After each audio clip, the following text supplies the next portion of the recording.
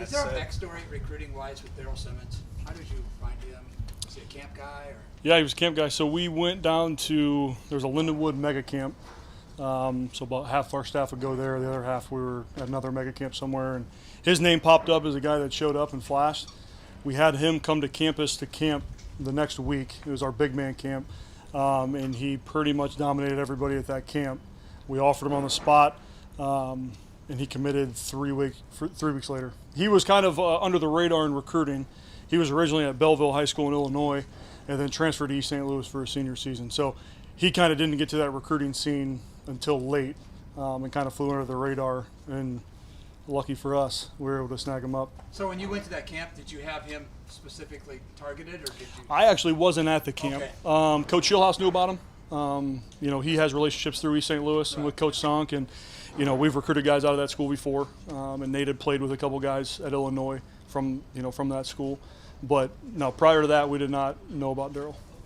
Wow. Is his development mirrored kind of what popped then? Just seems to be, from the outside, a very rapid progress for him. Yeah. No, I think the intangibles that you knew or that you saw in camp and his performance are the things that have allowed him to accelerate relatively quickly. Now, he'll be the first to tell you he struggled his first semester here.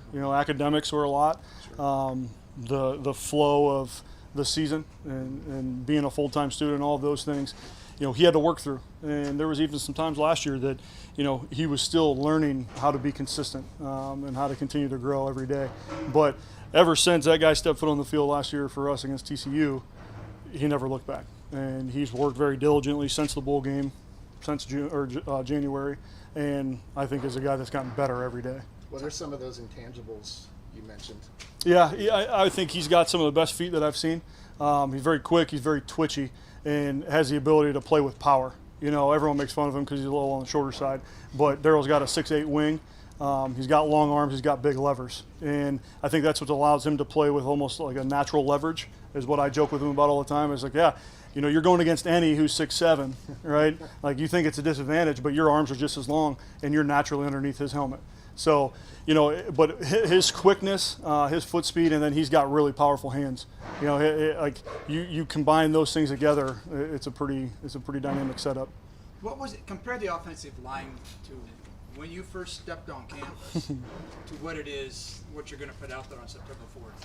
Yeah, I think the group that will roll out this season will be the most experienced that we've had, and not only in terms of depth, right? I think your goal is always to build good depth, right? A 2 deep of guys that you trust to go play.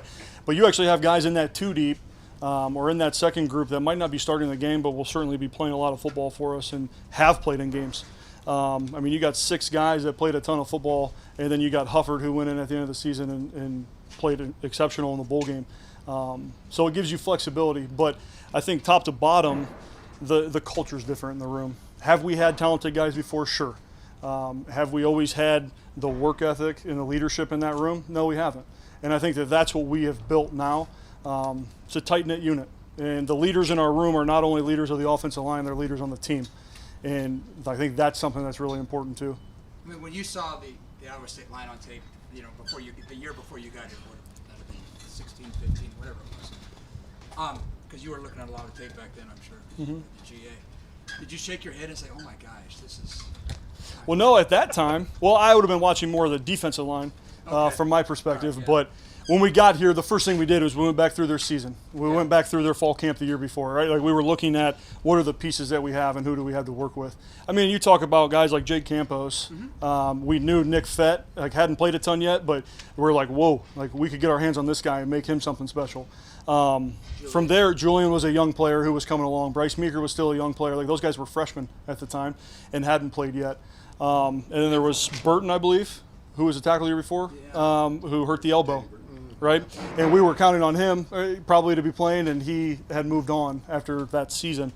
So there were some pieces. I think we kind of had to, culture-wise maybe, or guys that earned trust, we kind of had to piece some things together that first season. But no, there were some pieces for sure. One of the things we talked to Matt about Brock was that Brock's at his best when he trusts that he doesn't have to do everything around him, and how Matt thought that started with you guys up front. How do you guys view that in facilitating Brock being his best? Yeah, I think really for Brock, he has to trust that we're going to be where we're supposed to be.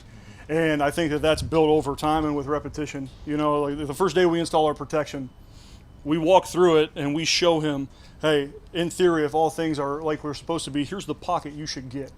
Here's where you should feel comfortable, whether it's leaving the pocket or stepping up to deliver the football. And then from there, you're building that trust. I think it's the same thing in terms of the communication, any adjustments that we have in our protection. But I always tell the offensive line, like, if you want the quarterback to play well, you better keep him clean early. Because if he can get his feet in the ground and deliver the football, right, he's going to be on fire, right? But if he's getting pushed off his spot and there's a little leakage in the pocket, well, now he's going to have to find his way into a rhythm. But if we can handle that at the beginning of the game, right, or the beginning of a practice, okay, then that's on us up front. Does that trust more than maybe other relationships flow one way? That the quarterback's got to trust you guys more than you got to trust him to trust you? Well, we got to trust him too. Yeah. You know, I think the one thing you know about our offense, we like to shift and motion, and we like to move guys around. It's generally how we start a formation, is not where we're ending. Well, with that comes a lot of movement in the box, a lot of moving pieces for the O-line to have to re-ID and make sure that we're accounting for the right people. Well, there has to be great trust from us to Brock and him letting us make a new mic point or change a call, make an adjustment. He has to give us time to sort through some of those things. And I think, you know, that's what you see with a veteran center, right, and a guy who has been in communication with Brock for a long time. Like, we really don't, you know, miss a beat in a lot of those areas. Is this as good a setup in terms of trust as you could have with all the continuity across the line with Brock? Yeah, I think so. And then you take It's a starting point. Yeah, well, you take the running backs into account that have played some football for us, and the tight ends. You know, like that, we're communicating with all those guys. And, you know, we rely on the backs a lot in protection too. We rely on the quarterback in protection, and the tight ends in the run game. Like I don't know if people realize how big of a deal that is and some of the load it takes off the O-line. But, you know, our communication across the board, you know, I think it's something we put a lot of effort into. Right, and that's why there's not many guys leaking through into our backfield. We're on the same page. You mentioned the trust with Brock and Colin. And I just wonder how vital Colin has been as this offensive line has grown and progressed step by step in kind of being, I don't know if it's bell cow, but kind of indicative. He's battled through injuries at times too, but I mean, he seems to be kind of that concept that maybe anchor a little bit. Yeah, I think him and Derek Swagger, like guys that have been the same every day, you know, from a young age. And that's what you appreciate about those guys, that maybe they're not the rah-rah guys or very vocal. They lead through, you know, action. And I think that's really what has brought the young guys along relatively fast, is not only are those guys good leaders, they work really hard, they're very consistent, but they help those young guys too. I'm sorry. Go ahead. No, I'm sorry. No, I was wrapped up. We're good. What defines the perfect Iowa State offensive lineman?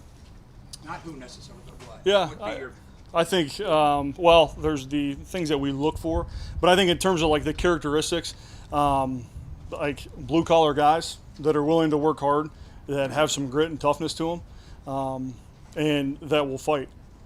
Not necessarily in public, but will fight for their teammates. You know, I think that's a really big deal as you continue to get the group together and they become a cohesive unit.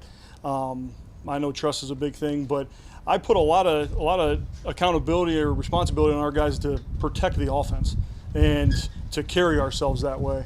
But to play football here at Iowa State, you got to be tough. It's never easy, and it hasn't been since we've been here. And our toughest guys are the ones that continue to produce and continue to be our elite players up front.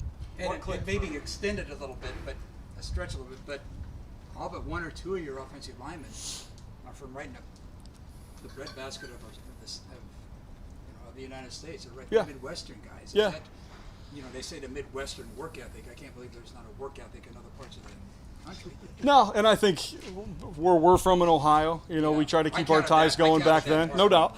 But, we have a lot of big frame bodies grown in state, guys that grow up playing this position. If we can stay within our 6-hour radius, that's awesome. Yeah. Because you're getting guys that want to come to Iowa State, that have a knowledge of the history of Iowa State. A lot of people here, they're either for the team out east or us, right? So the guys that want to come play football here, it means something too. And our guys from in-state that made the decision to come here, right, and bought into our program, our process, and our culture, for a reason. And I think that's why you see those guys, especially those in-state or the local guys, that, they're all about this place, and they're all about what we're doing. Coach Campbell said you guys felt good, I think, heading into camp with maybe 11 guys potentially starting if you needed to. Has getting into the media camp made that conviction stronger with that group of 11, or has it brought surprises like, boy, we feel better even about 3 or 4 other guys too? Yeah, I think our 2 deep's really, really strong. Like I said, there's a lot of guys that have played football in that 2 deep for us, whether they're going to start, be the group that's starting walking out in the first game or not. We have guys that not only are ready to play, but have played. Through 2 weeks of camp, I'm really happy with where we're at. Our guys are rolling. We're playing really physical. We're doing a great job communicating. We're getting people moved up off the ball and opening some holes for our running backs. But, it's going to be a challenging week this week. I'm going to move some guys around, change some things up, put them in a little adversity and watch them respond. But for where we're at today, very pleased. You mentioned earlier that there's going to be a role for guys that aren't starting.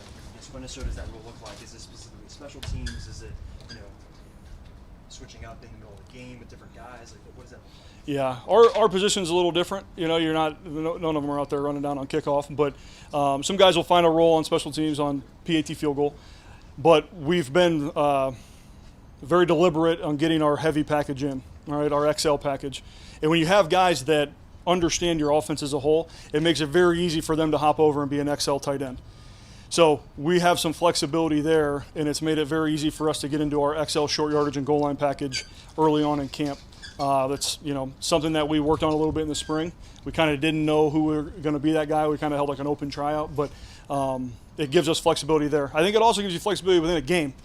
I've never been one, and Coach Campbell would tell you the same, where we like to just rotate groups or flip a whole unit out during a game. But I do think there's something to be said that if you're in a good position in a football game, being able to put guys in there that you trust, and there will be no drop off. And you can take a series or 2 off of maybe a veteran guy, who has some tread, not much tread on the tire, and help them as we get through and play November football.